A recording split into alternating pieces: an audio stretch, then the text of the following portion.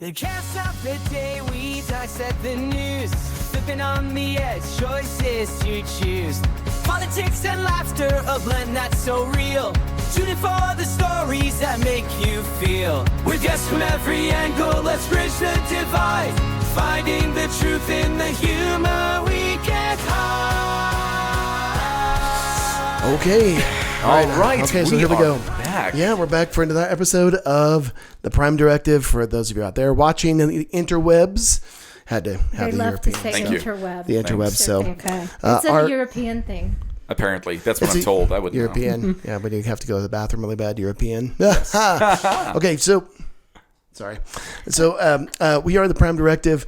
We're a podcast with a bold mission to explore the strange new world by discussing a range of topics and interests that are interesting to us. We ask that you join us to listen with an open mind, look with your human eyes, to thoughtfully interact and share your thoughts. We are seeking life forms willing to engage in respectful discourse. We want to put the civil in civilization. And this week we have an incredible guest with us. Welcome. Yeah, this is Laura Eurich. And she is... Well, why don't I have you talk a little bit about your background and stuff, but we are very, very lucky to have somebody of this caliber, somebody with this kind of know-how, and somebody who is also on this journey to enlighten others through the use of reason and knowledge and education, and has spent basically her entire life being a truth seeker, from what I understand. So. Really quickly, this is our first guest in a series we want to think of as Heroes of Higher Education. And so our first hero is Laura Eurich. She is also my department chair. And I'm super proud. Yeah, claps, super proud to have her join us. All right. Thank you It is an honor. having me join you. I'm excited to be here and to have conversations. I guess I can start with I'm co-chair of the communication department at UCCS. I've been doing that for 3 years now, but I've been at UCCS for 23 years 23. as an instructor, so not on the tenure track. My job has always been teaching and service, and I've really taken the service beyond what I should, but teaching was my passion. I came to UCCS. I actually got my master's degree at UCCS and did student teaching while I was there and really enjoyed it. But my first drive was to be a journalist. So when I got my master's, I actually got a job, and I was the editor of a computer magazine. Computer magazine. You can try it out really quick. Wow. Yeah, of a computer.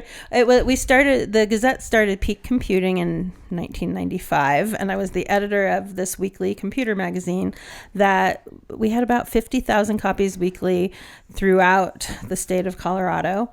After a while, I moved into the Gazette's newsroom, and I worked on the entertainment side. So I was working with the weekly entertainment magazine and was family editor, wrote about any family things coming to town, and was copy editor and editor of a daily page. So, but the first thing I wanted to do, teaching always seemed fun. You know, when I was a kid, when we were playing or whatever, teaching it seemed cool to be the teacher, but really what I wanted to be was a journalist, because I loved telling people stories. I even when I was young, and I was actually pretty shy back then, I really thought everyone had something to share, and I really wanted to find out what it was. Yeah, that's fantastic. And so, like, if you were to give people advice even today, like, how would you explain to younger people who are watching out there on the interwebs, how would you frame it that journalism is something worth pursuing, that the truth is something worth seeking? How would you think of it? I would say, well, you know, we don't have democracy without journalism, without the people out there, the watchdogs who are keeping people in check. I think journalism, there are still true journalists who have that mission. I think also what we think of as journalism now has become really run by a poor business model. So clicks and eyes on screens are critical. So, and the truth isn't always engaging, and people are using, it's clickbait. People are using bias. They're using extreme things to draw in audiences. But now more than ever, we need people who are willing to go out and find what the truth is. And, and to try and avoid that bias. I think I had a guest speaker from the Washington Post in my class a couple semesters ago. And what she said, because I was like, well, how do we do this? Because people seem like they're reporting the truth. And how do we as reporters actually hold people who are lying accountable? Because we've always been told, go get this side and go get this side. And then you have presented both sides and you give both sides the chance to say things. Well, if you know one side is lying, do you really owe them that time? And then are you biasing the story? But what the speaker said was, if you're a reporter and someone says it's raining and someone says it's not raining, you have to go out and see for yourself if it's raining, and then you can confirm that. Right. Now, then you have to think, well, where were they? Maybe it was raining where this person was, and it wasn't raining where this person was. And so pulling it together and making it packageable for today's audiences is the real challenge. The challenge, yeah. And so the business model is completely different from when you first started. Like when you first started, everything was paper, right? Everything was print. Right. Everything's paper. I mean, this is maybe too much in the weeds, but a newspaper in general, 50% of it has to be advertising for the business model to work and make money. Hear that, folks? 50% of what you're seeing is got to be, and this is the old model. But those are ads, That just was in ads. paper. This was I in wonder paper. what That was in it is paper. now. I'm Yeah. not, Today? and More? if you look at the nightly newscast, I think it's 30 minutes long, only 22 minutes of that. So you get about 8 minutes of ads in that 30-minute newscast. And then you get sports, and I love sports, but you get sports, and then you get weather. So how much news are you getting in that model? Right. And discussions about, say, things like democracy, or things about plagiarism, or about integrity and credibility within media, those aren't 8-minute conversations. Those aren't 22-minute conversations. Those are like decade-long conversations that require depth and complexity and studies. And then you've got confirmation bias, where people really only want to hear what they are predisposed to agree with. And now we have it where everyone can find that voice that they feel comfortable with, that is sharing their point of view, and they're not challenging themselves. Exactly. Interesting. Because if it's something they don't agree with, they don't want to hear. I mean, that's going to be something that triggers them. And so that's, like you say, they're going to go find something they agree with, because that discomfort is too much. Right. so maybe the challenge with like this podcast is to be that happy medium where we're offering the viewer truth, small t, truth, but in a package format that's not corporatized. I mean, we have 0 sponsors. Well, we're being honest that this is our opinion too. I mean, we It's give our a opinion, lot of opinion. right? But to build Right. a community of An people that are editorial. willing to listen, willing to learn, willing to seek, maybe sometimes opinions that you don't even agree with, but willing to go out and explore that viewpoint, that perspective that's going to help drive. And we're not doing primary research. I mean, we're not journalists. We're not going out and seeking a story. Sure. We're just sharing, Yeah. like we're doing secondary research and then sharing our opinions about that. Right. There's a lot of journalism happening today. That's just that too, Yes. though. Yeah. The amount of people who are going out and actually creating that original content and doing interviews with people and finding that. Yeah. So drop some names for us. Who, when you've got your Northern Stars that you follow, who are those people? Who do you follow? Who's worthy? Okay, so just on the whole, the Associated Press. AP. AP is a nonprofit, and they are bringing in money because they sell their content to newspapers. So they're not biased at all by sponsors, by advertisers, and they are out there seeking the truth. And I don't know if you've seen, there's it's basically a graph of the bias. I think it goes from complexity to simplicity, right and left, and they graph it. And really, AP is kind of that center. Have you heard of Ground News? You've heard of Ground News at all? It was it's an app created by a former NASA engineer who wanted to do exactly just that. And so it's a subscription. I pay $60 or whatever it is for the month or for the year Yeah. and it does that. It gives you like left, right, and one of the coolest features of it is that it says hidden quadrants. Blind spot. It's almost like that Johari window where you've Right. got that. It's like if you're on the left, check out this story. You're not going to have heard of this and seen this, and you're going to want to hear. And then, of course, it has a ton for the right, because right now, our right-wing brethren, I feel, are very lost right now. So just have a few questions. Number one, I've always looked at both sides seeing an issue is exactly as you mentioned it to be. I'm giving both sides the opportunity to speak. If one side just speaks complete and utter nonsense, I've just platformed that nonsense. So at that particular point, the onus is really on the person asking the questions to push back and to dig in. I feel like with a lot of mainstream media, that has really been a pointed issue where, we are going to be the fair network. As far as fairness being concerned, nothing other than I'm going to platform both sides and I'm going to let the viewer make a decision. That's not what journalism is based on. No, and there was a movement for a while, like sort of called civic journalism. I'm sure some are still out there practicing it.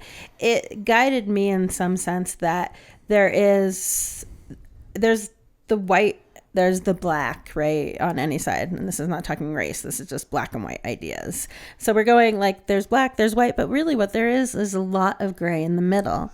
And as journalists, we're working on deadline. We're working with space or time constraints. So the easiest thing is to find those extremes to demonstrate the idea or the battle. And so we create journalism, and often will create a sense of a battle that might not be there, because if you spend the time and find those people who are in the middle, you'll find, but they don't articulate themselves the same way to be on the news at 5 p.m. You have to have a strong statement. You can't go, well, I don't know. I'm not sure how I feel about this. It's really confusing. I'd like to learn more. And that idea of trying to find the people in the middle to help us find what the story really could be. But no one has the time or the attention span to be consuming that. So, and just to kind of elaborate on that, as far as funding is concerned, of course, funding pretty much dictates in many ways how messaging gets out. You mentioned having had the opportunity to host someone from the Washington Post. I was just curious, what are your thoughts as far as money being a huge influence on either side? In this particular case, referencing that same newspaper, of course, being associated with Bezos, and that's where the primary funding is coming from, also stifling some of the voices, especially as it pertains to some recent news stories that have come out or didn't come out, related to workers' rights, etc. Right. Well, we do live in a capitalistic society, and money makes things run. So the Post probably has a lot to support it, with him financially behind it, owning it. But now they're finding out that, well, we're not allowed to say anything. We're not allowed to do our journalism. And there's places. So really what he's said so far is he's mandating that the opinion pages are limiting what they're talking about. In theory, that's not supposed to affect the rest of the newspaper. So a newspaper is made up of all of the different sections covering news, covering entertainment, covering business, and then you have those editorial opinion pages. That's where the owners get to, because they own it, they get to hire people who specifically will express their opinion. That's one way to do it. There's the other idea that, hey, again, I want to support a democracy. So the voices that I want in my editorial section will be across the spectrum. So I'm creating informed public so that they know these things. I don't think we're seeing that as much anymore. We see people who say, I own this. You have to give me these 2 pages, these 6 pages every day to support my beliefs. Right. So if we were to just kind of loop back around and in this particular instance, as it relates to covering a particular story and kind of taking the bias out. For example, I've spoken with a number of individuals, and they will usually reference Walter Cronkite and say, oh, all I want is the pure facts and nothing but the facts, and that is missing because everybody seems to have an opinion. Everything is an opinion show. Everything is about bias, confirmation bias, of course. Everybody wants to spend time in their own comfortable echo chamber. I feel like the primary issue really is the lack of fact-checking. If you're going to tell me nonsense, going back to that example of it's raining and no, it isn't, well, at this particular point in time, no, it was raining. You might be referencing another time where it wasn't. So I think it's really just a matter of making sure that fact checkers are the ones, and that's really what, in my opinion, journalists are. You are a fact checker. Your job is to check what the person said as being accurate. Reminds me of that old Fox Mulder quote from the X-Files. I never lie. I only participate in a willful act of misinformation.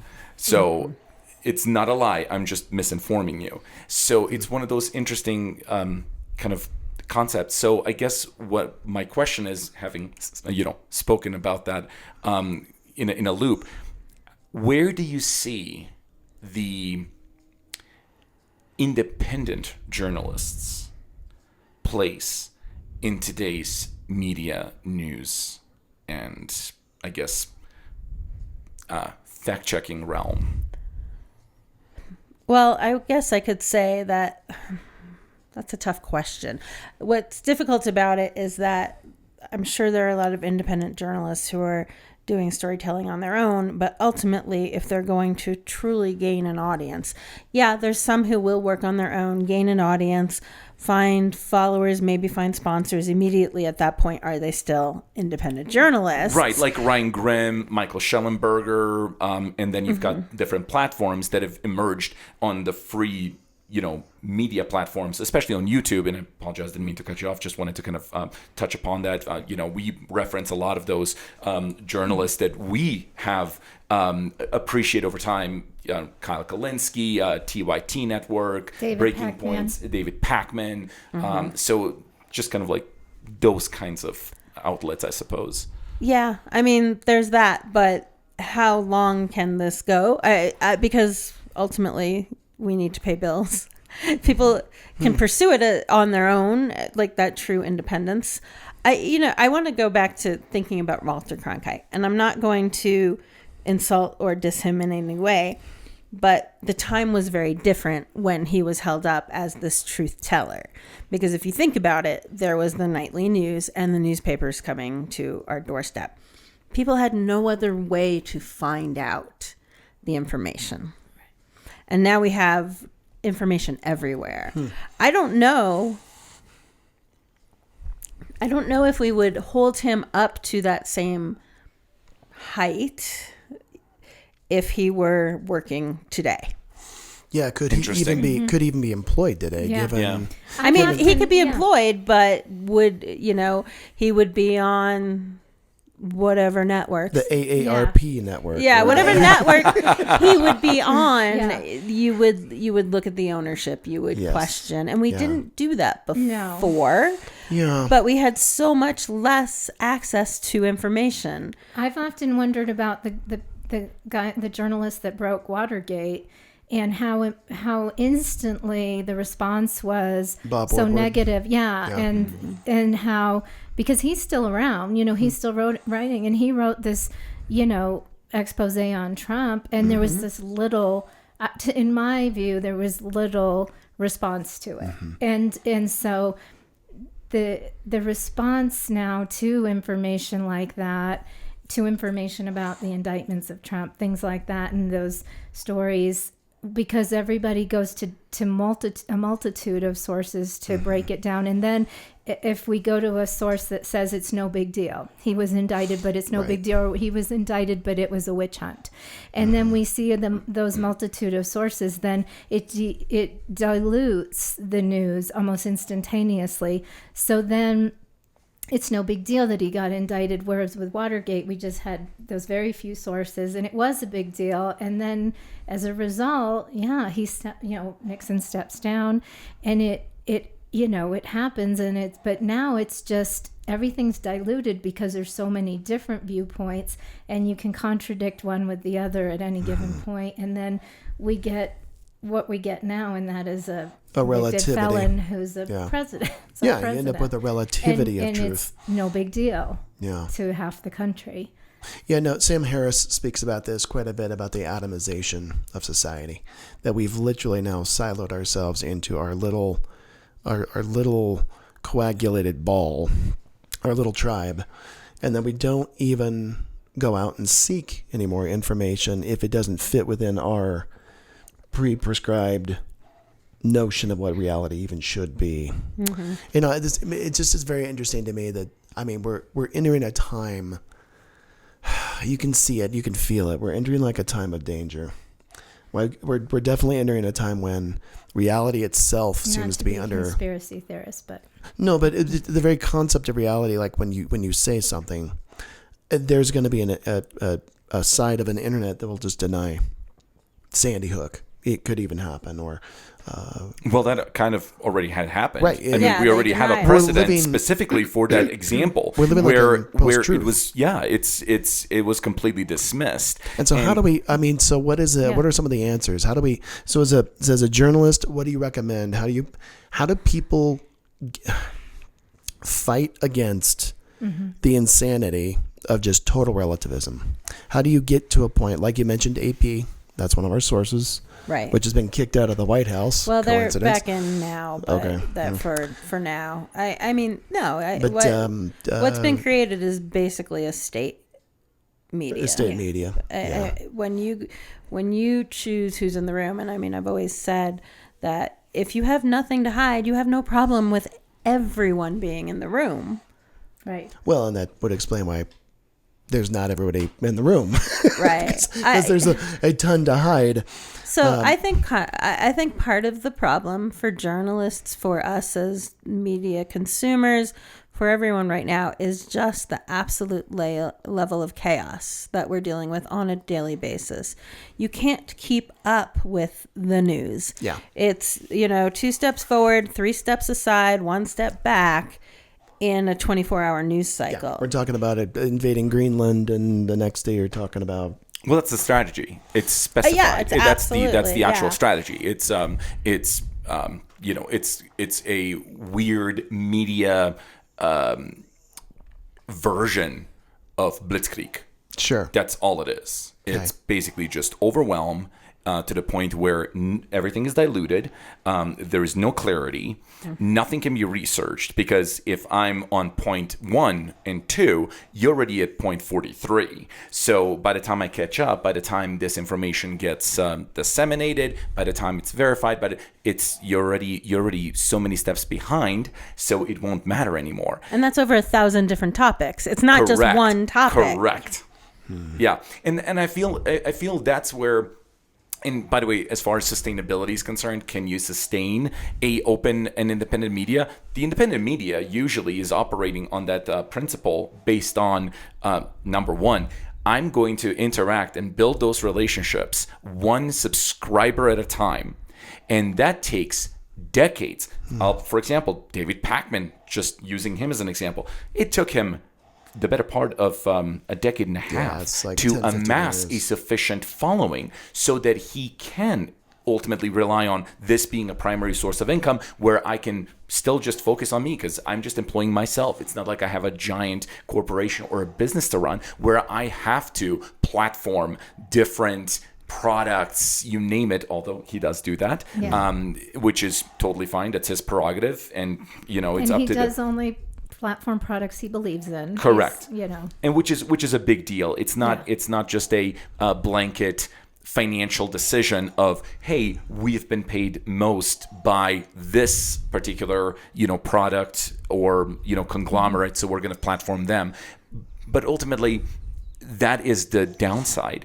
I feel like the downside really is the fact that we are in a time and a space where society is lacking a lot of those conversations because you are diminishing the social interactions in the sense that you're not going to engage with others who are not like-minded. You are far more likely to just spend time on a digital platform or a format that will just echo exactly what you want, hence the echo chamber.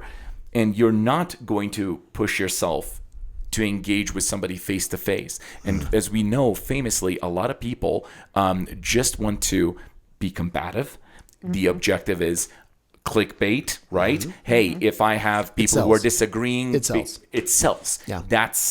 It's not the raw reporting of, hey, we're going to dive into figures. Yes, I need your attention span to be, more than that of a Dory, where you're, going to recap everything after 10 seconds and go, I wonder what that was about. It's like, did you not read the story?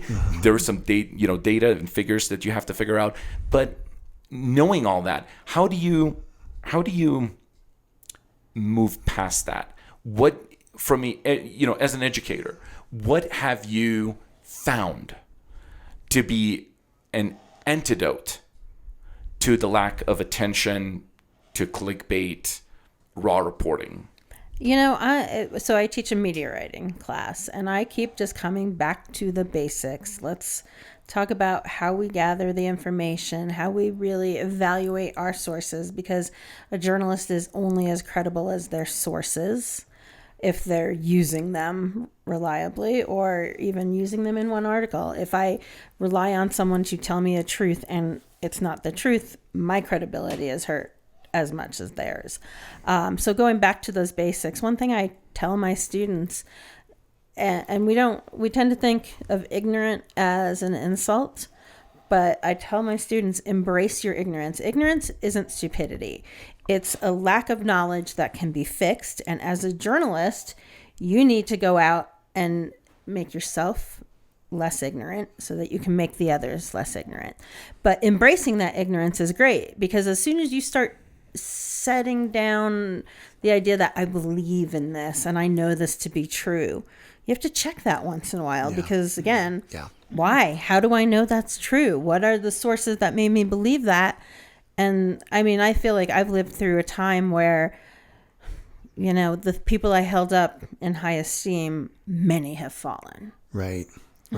Well, somebody once had an incredible activity in his class. One of your mentors there, Mike Hackman. I remember this whole activity that he used to do, where it was pick an issue that you wanted to do and then defend the indefensible. Like, you flip it on its head, and if you could do that, you knew that you were becoming more capable of seeing the credibility or incredulity of a source. So people would pick abortion or whatever, but you had to argue the opposite of whatever it was you did. And I'll never forget, that was one of those leadership exercises. In like an advanced public speaking course, so you had to do like a point counterpoint presentation. But whatever it was that you picked, like, you were just so gung-ho, you had to argue the opposite. But the issue really, in at least in my opinion, is that oftentimes a lot of these stories, a lot of these conversations that are being had are basically pitched as debates. So it's really a question of who's going to be, quote unquote, the better debater, who's going to be able to,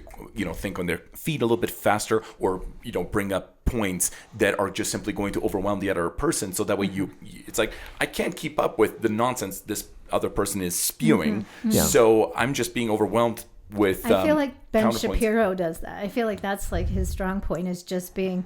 Oh, you mean really talking really fast, and whatever you have to say doesn't really matter, because what I have to say is much more important, so why don't you just shut up? Exactly. But it's really, no, but that's exactly, that's It's a called strategy. it's called the Gish Gallop. Yeah. That's Yeah, the Gish exactly. Gallop strategy, Exactly. And that's, I mean, it's just the way that he overwhelms the opponent. And Right. yet, I And wouldn't journalism say he's is the best journalism. content-laden. Yeah. Yeah. And the best journalism is careful, slow, methodical, it not quick to judge, but quick to factually collect things and then eventually get to a consensus point. I think that's the best journalism, but that's not our media system. Our media system is just a huge diet of fast food, if you will. It's just to consume, and money, of course, and then out comes what you've consumed. So, hey, so let's switch gears just a tad. So tell us about. So tell us about, maybe you've done some investigative journalism in the past. Is that correct, or a little bit? I don't know. Maybe not so much? really investigative. Okay. I mean, well, what are some of the You've done undercover work for the CIA, right? yeah, no, Yeah. Oh, but you can't talk about it. Well, I was going to say, No. ancient aliens? I There it is. found- It's always there. I found myself early, like when I was young, I was like, I want to win Pulitzer Prizes and I want to, tell these giant stories. And then I said, you know what? No, I like people.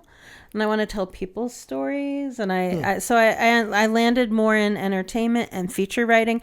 I wrote a column for the local weekly for 5 years that ran every other week. Yeah, I read and, it. I read that. And the way I described that it was called semi-native, that's what it was called. And I said, it's sort of like Sex in the City without the sex. So Carrie Bradshaw just the city part. just the city. Carrie Bradshaw would martinis. start every episode with asking a question. And so that's some of my favorite Oh, you were columns just were asking questions that were not about, I think, Sex. I remember once I asked, why in the world is the coroner an elected office?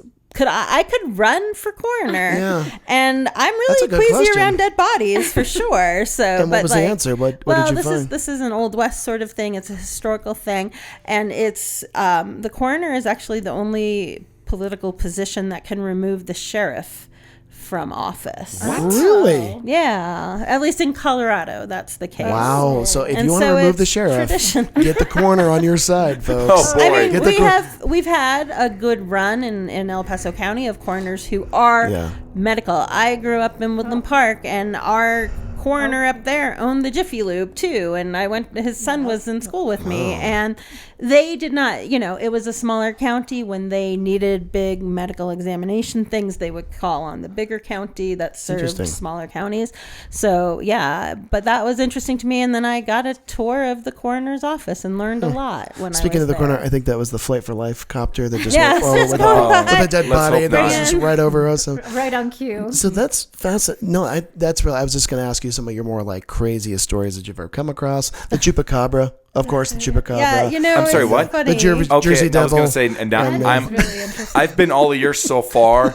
I've just elevated my level of attention. Yes. All right, well, are you ready for this? Yes. I was just talking with my best friend. She was the publisher of the newspaper, and she said the most popular column I ever wrote. The premise of this one was 2 things you should never buy alone. Oh. Always get help. As a woman? No, just in general. Okay. Running shoes. To truly be fitted for running shoes, the shoes are the same price as if you're not. And they look at your foot, they put you on technology, and you will get a much better experience from a running shoe if you're fitted for it. The other one is for women, and it's bras. And so, You want some... so I wrote, I mean, that was actually where I started, and I shared because I had an aha experience by being fitted for a bra, and I had been buying the wrong bra size. So I published my bra size, and that is something that, got a lot of attention. Wow. Okay.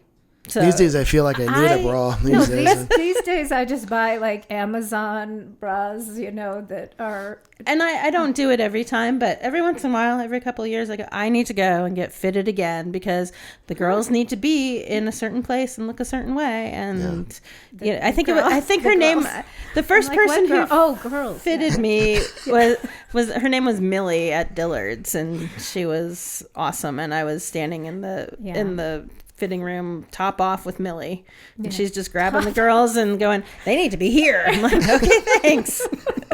But so like these things that catch on, that become popular, I don't know. Interesting. But I like telling these stories. Yeah. Yes, No, the story of the bra very is Sex in the City, by the way. Yeah, totally. Yes, that's a very Sex in the City. Yeah, the story of the bra seems. I would read so that Sex article in the City. over Samantha. and over. Yeah. So Samantha. Yeah, I was gonna say, Eric, how do you feel about the prospect of potentially, going somewhere to get your underwear fitted? It's like, all right, there should be not there, should be over here, Eric. You got to do what you got to do. You two should go together and report back. There you go. There you go. Yeah. Everyone wants to know. Maybe that could be our new sponsor, like underwear. Keep things in place. Yes, jockey, keep things where they belong. So I do miss that. I don't miss the daily grind of journalism. Of course, I left journalism 23 years ago. Things were already starting to get bad. They've gotten a lot worse. That's when we met. Yes. We've known each other for a long time. Does it turn around? Do you think this turns around, or does it just crash and burn?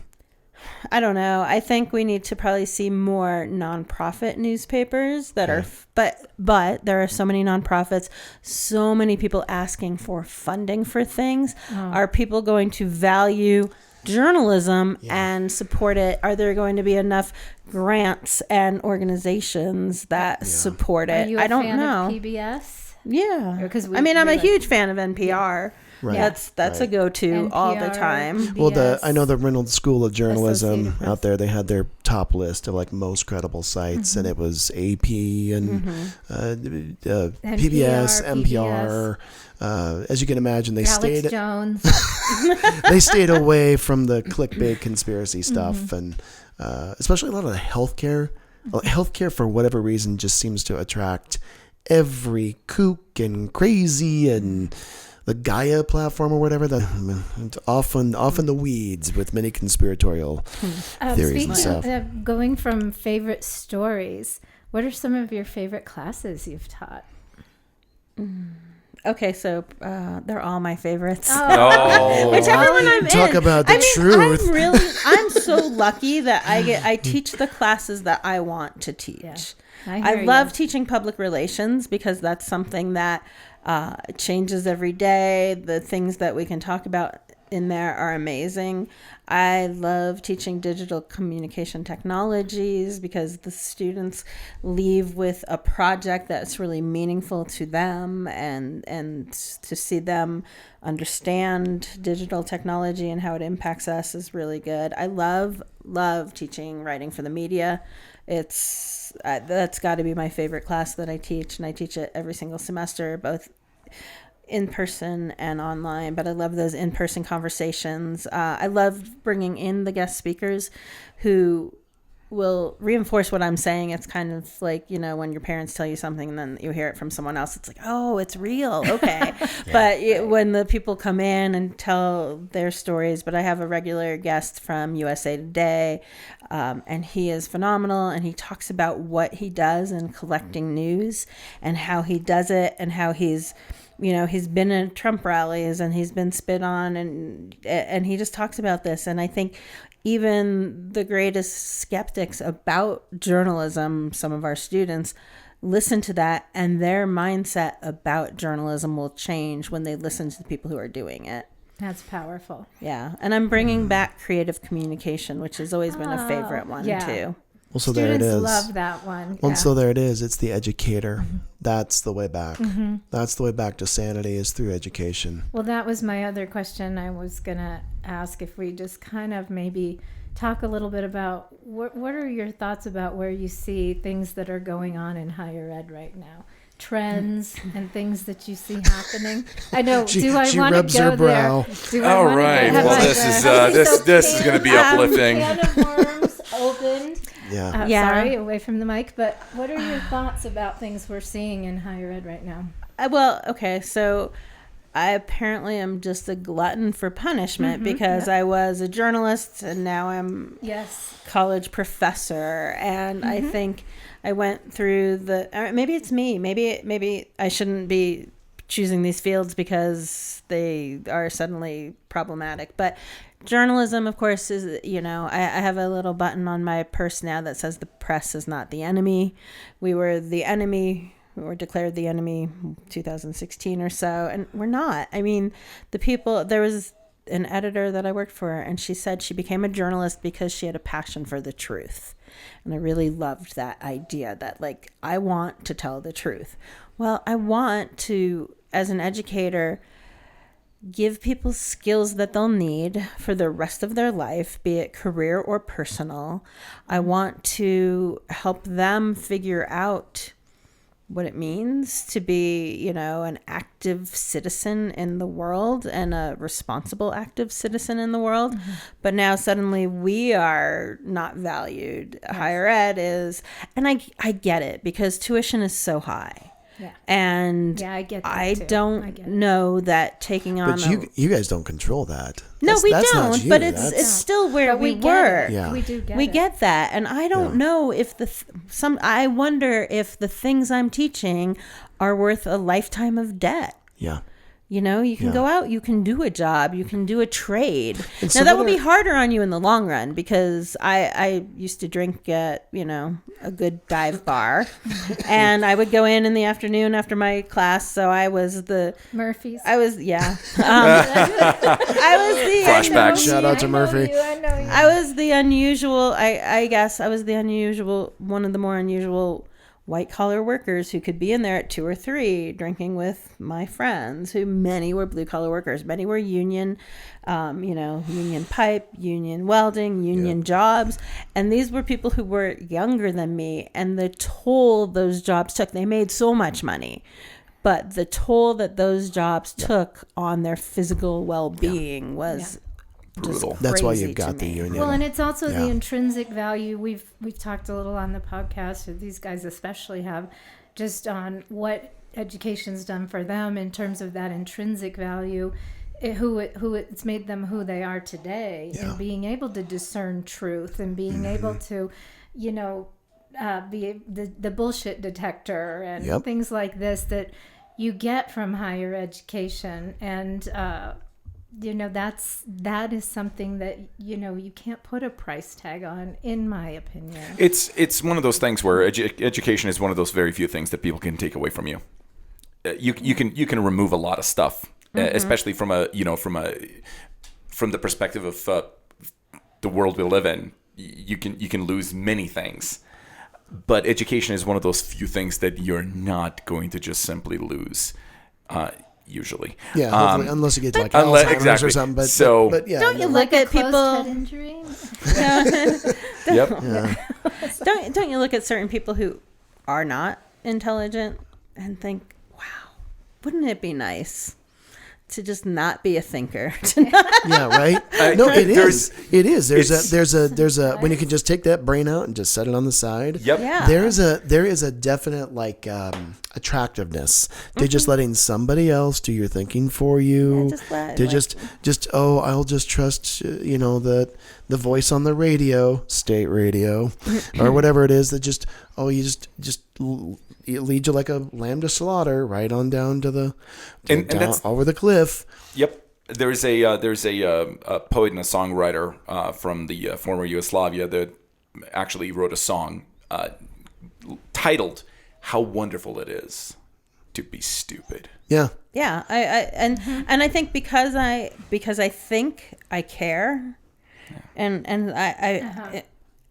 now it feels like caring is more needed than ever, but it's just exhausting. It is all the same, and this is politically speaking, it's pandemic speaking, it's just where we are right now. To care for people is just Well, exhausting. that's why we're seeing such a huge rise in nihilism. We're seeing such a huge rise in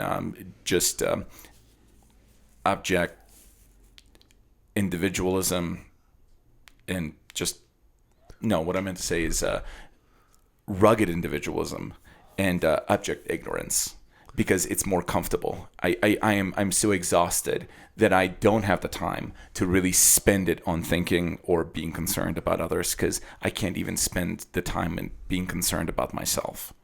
I can't think of anything more human though than to care about another person, even a person who's deeply ignorant, or a person who's just flat out stupid, or a person who's deeply lost. That's the educator that I keep seeing. That's that common thread even in this crew here is I think the true calling of an educator is to see the possibility of what a student could be like, right? And you can see their potential. And for you, it's in the journalism realm. For me, it's like middle school kids. They're the little guys and stuff. For Liesl, it's the grad students and that stuff. For you, it might even be with your son. You can see what could be, and to just keep that hope alive. Join us on this path, let's ignite the blaze. So grab your headphones tight, let's go for a ride. With every spin and twist, we'll cut and run and hide. The Prime Directive, where the laughter's alive. Society's reflections, let's help each other thrive. Politics and culture, oh what a blend. Join on the journey, and let's set the trend.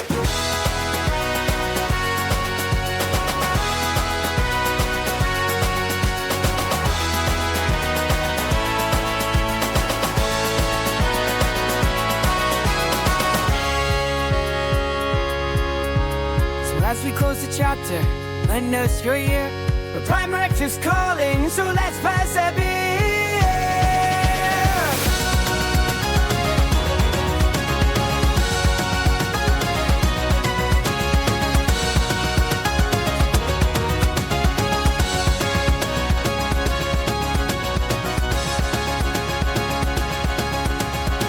The Prime Directive, where the laughter's alive.